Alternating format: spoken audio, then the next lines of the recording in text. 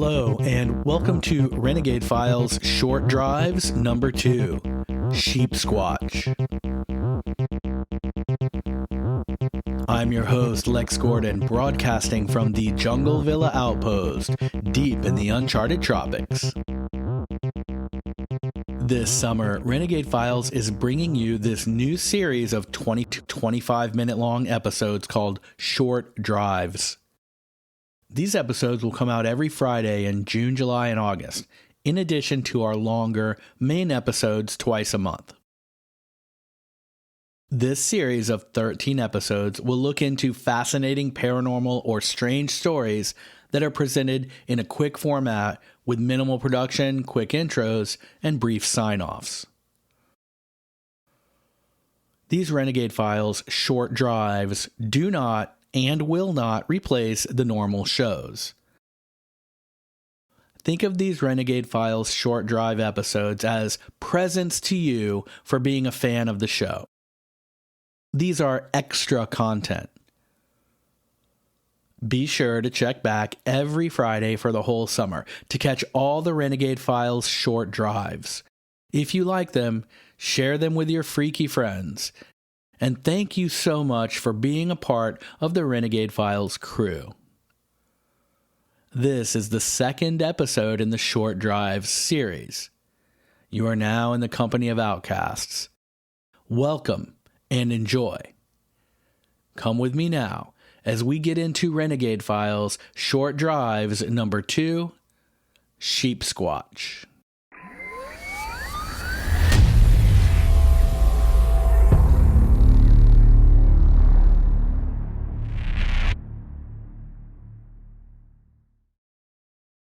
The following is based on actual events, but some names have been changed to protect the privacy of those involved. The Appalachian Mountains aren't as big and dramatic as the Rockies. They aren't as tall, aren't as rugged and rocky, and aren't as steep and sheer. There is a simple reason for this. They are far, far older. As such, they have been weathered down over the millennia, so they are smoother, gentler, and more subtle. But these ancient mountains hold ancient mysteries, and from the times of the Native Americans and the settlers, the Appalachian Mountains have been a place of strange occurrences. Old tales of curses, haunted forests, and mysterious creatures fill the area folklore. And sometimes these tales cross over into our modern-day experiences. In Breckinridge County, on the northwestern edge of Kentucky, the country folk tell stories of a bizarre giant beast, part sheep and part man, with white woolly fur, curved horns, large fangs, and a growling, disagreeable disposition.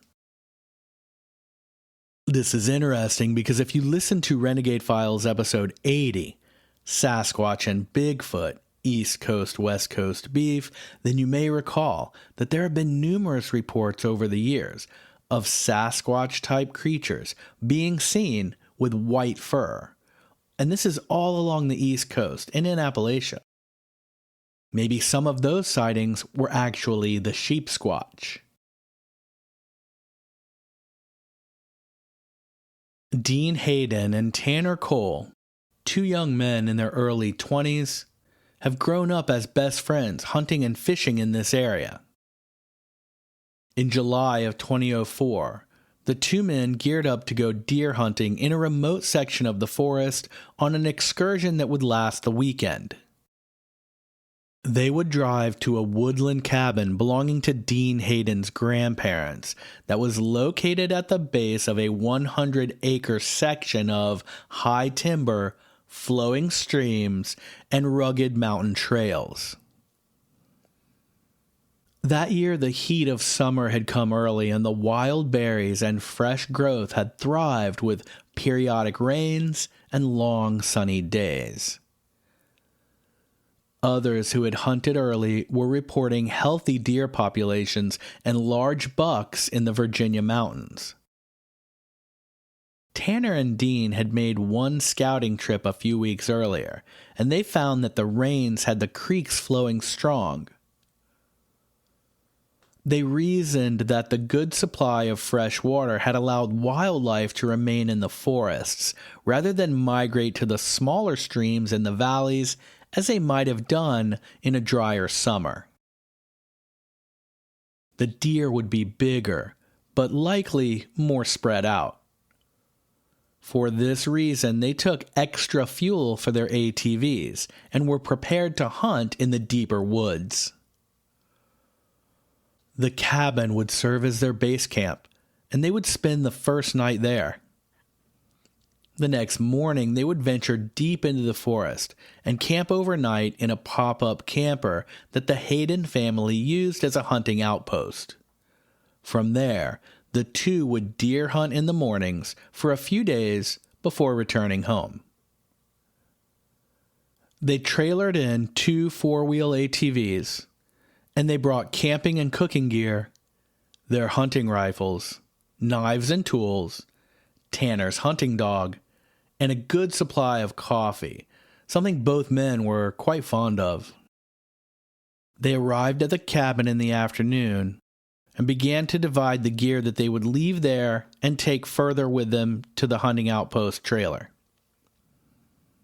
They got a good night's sleep and woke early in the morning, but as they sipped their coffee at base camp on that first morning, they realized that the dog was lying in a shallow swale at the edge of the property, and it was not moving.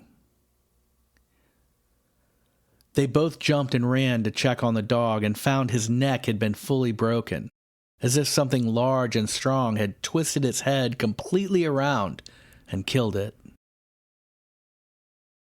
So the boys set out on their 4-wheelers and patrolled the surrounding woods and trails, searching for anything that could have killed the dog in such a strange way. They looked for tracks and clues, and they surveyed some of the dense forests and creeksides in the area. They also searched up a ridge to a hilltop, but they found nothing out of the ordinary. They returned to base camp, assembled their gear, and on the 4-wheelers made their way up the trails and hunting roads to the hunting camper positioned on the property deep in the woods. That would be their home for the next few days, and they planned to deer hunt the following morning. As they made their way up an incline, they came to a place where a flat wooden bridge spanned a creek that crossed the road. Dean's grandfather had built a bridge with timber he had cut from the woods there, and it still stood in sound condition. Just beyond the bridge, a small sapling rested across the road. They stopped there to stretch their legs, and Dean went to move the branch from the road. He noticed it had been broken at the base, and the torn wood looked fresh. "What the hell could have done that?" he asked, and he showed the base of the sapling to Tanner. "Nothing good," Tanner said, and he added, "Maybe whatever killed my damn dog." Dean tossed the limb aside and walked the edge of the trail to see if he could find the small stump. He soon came across it, and the young tree's roots were partially lifted from the damp ground near the creek edge. It seemed like something had twisted and lifted the small tree and broke it off at the base. From where he stood, he noticed a path running along the creek bank, following it from the road off into the woods. The boys followed the trail on foot, and they could see the new ferns smashed down in places, as if something large was traveling the path recently. "Not a deer," Tanner noted, and his friend added, "Maybe a bear." They had walked about 20 yards from the road when Dean said, "Stop." He held his arm out to catch Tanner from passing, and together they looked down at a massive footprint in the damp creek shore at the edge of the forest path. They saw other tracks too, all enormous, nearly 20 inches long, in the shape of an enormous man's foot, but with what looked like large clawed toes. They returned to their ATVs and drove the last mile up to the camper. They set up camp and started a fire in the rock fire pit. They sat on stump seats and talked about what they had seen that day. They still planned to hunt in the morning, so soon they turned in. From a dead sleep in the wee hours of the morning, as the last embers of the campfire smoked outside, both were awakened by the sounds of footsteps. "You hear that?" "Yeah." And they both slowly began to move, to grab their loaded rifles. As they did, they felt the pop-up camper trailer shift. They heard a deep guttural growl, and the camper aluminum creaked as something lifted one side of it off the ground. The boys stumbled as their gear shifted and fell from arrangement in a clamor. Instantly, the camper was released and it fell with a great commotion. The interior and the boys' composure disheveled. All was still. They heard only another single growl some distance away, and they quickly put on their coats and boots to go investigate. They found muddy handprints smeared on the camper walls outside, huge footprints of an estimated 17 to 20 inches long that seemed to match the ones they had seen on the creekside path. A deep stench hung in the air. They jumped on their four-wheelers and headed in the direction down the trail where the footprints led. The sun was rising, and they tracked the beast for about a mile until they arrived at an old Confederate cemetery at the edge of the large woodlands. They dismounted and continued on foot. The cemetery was at the base of a hill, and a small stream ran between them. The hill to the north provided cover from north winds, and the stream provided fresh water. They could tell that the main pathway through the center of the graveyard was well worn, even though no one ever came out this far. As they moved between the mossy headstones, they saw a motion in the trees beyond. And at the edge of the woods surrounding the graveyard it appeared. The 7-foot-tall Sheepsquatch of local legend. The creature was covered in dirty white wool, his face more like a dog than a sheep, but with curled horns around its head, like the devil himself. His bared teeth yellow in its black mouth, long arms, wide shoulders, and a 4-foot hairless tail that swung behind it like that of a monstrous rodent. Tanner Cole described the creature as, quote, massive. The Sheepsquatch growled and began to lumber toward them. Dean raised his rifle and shot, and the boys were shocked to see the beast move in an impossibly fast manner, dodging the shot to one side as if with supernatural ability.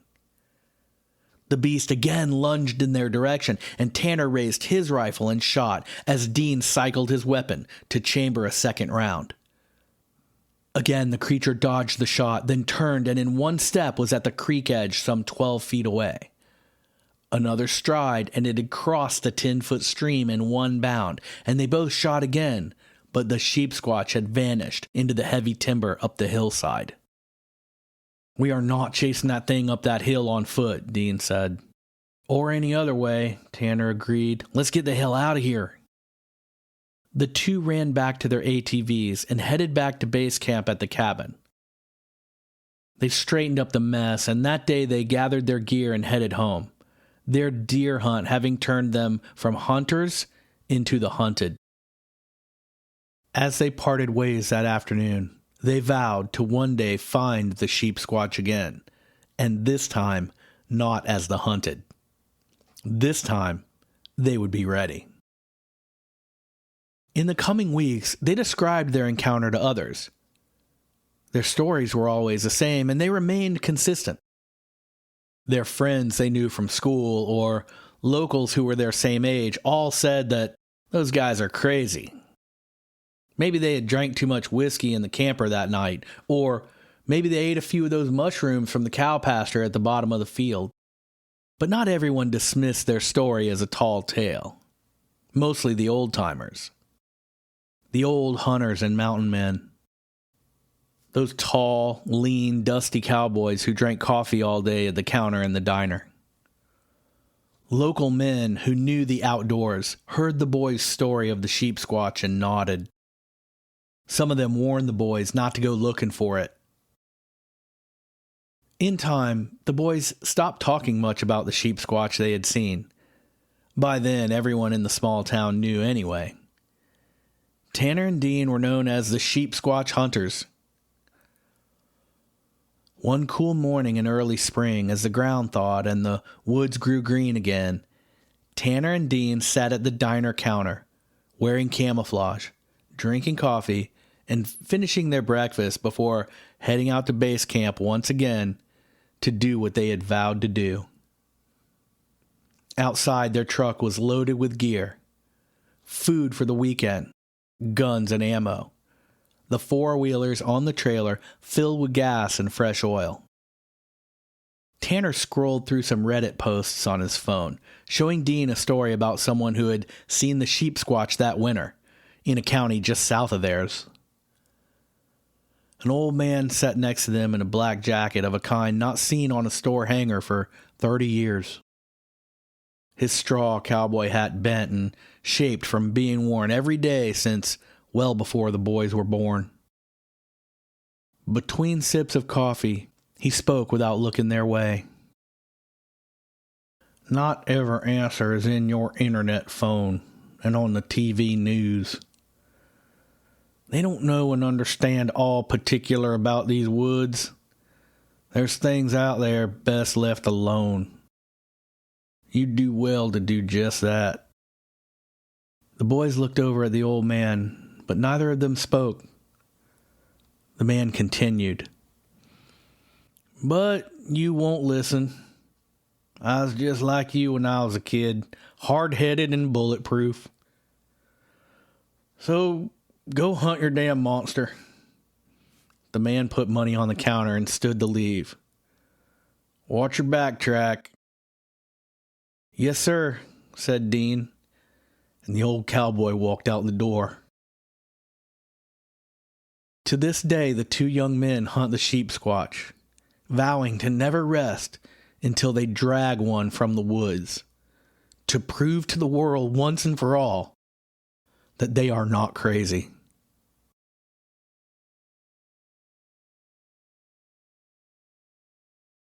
Thank you sincerely for listening to Renegade Files Short Drives number 2, The Sheepsquatch.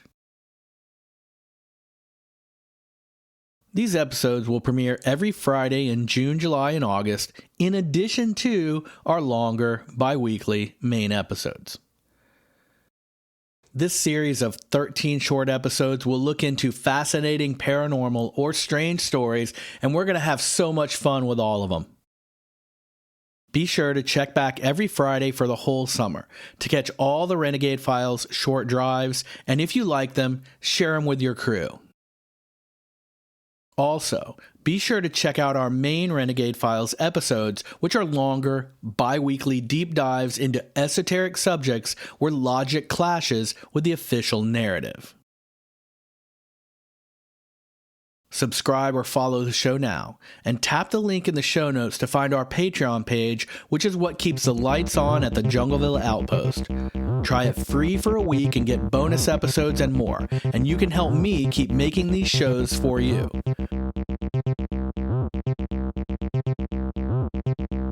I am so happy to have you in the Renegade Files crew.